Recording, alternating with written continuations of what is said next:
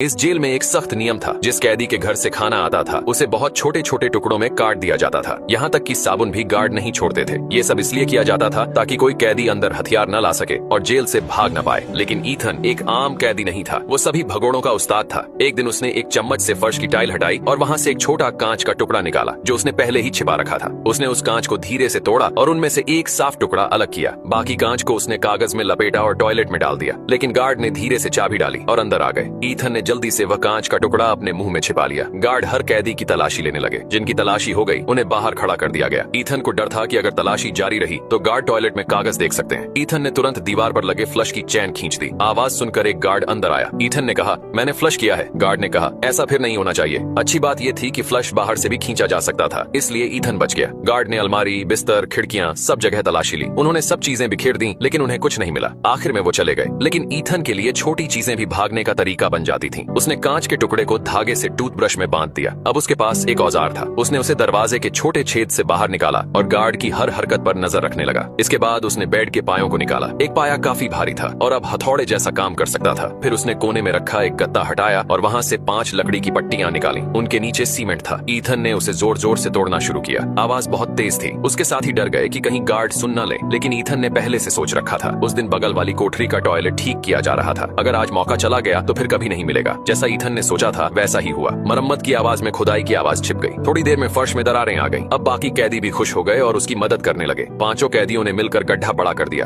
फिर ईथन ने एक कागज जलाया और उसे गड्ढे में डाला। आग की लौ हिलने लगी, मतलब वहाँ हवा चल रही थी। लेकिन ये रास्ता कहाँ जाता है किसी को नहीं पता था। उन्होंने मिट्टी और टूटे हुए सीमेंट को फिर से गड्ढे में भर दिया ताकि कोई देख न पाए। जब भी उन्हें मौका मिलता वे खुदाई करने लगते। रोज रोज मेहनत करते रहे और आखिर में कई दिनों की मेहनत के बाद उन्हें जेल से बाहर जाने का एक रास्ता मिल गया। ये रास्ता सीधा बाहर सड़क पर जाता था।